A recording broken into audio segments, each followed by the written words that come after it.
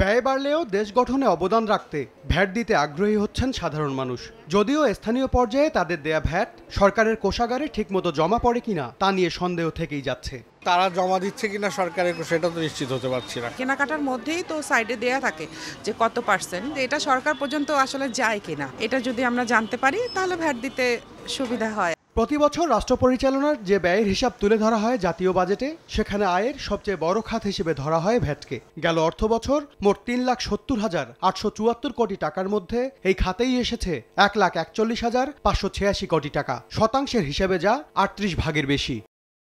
চলতি বছরের মোট 4 মাসে আদায় হওয়া মোট ১,১৯,৪৭৮ কোটি টাকার প্রায় ৩৯.৩% এসেছে ভ্যাট থেকে।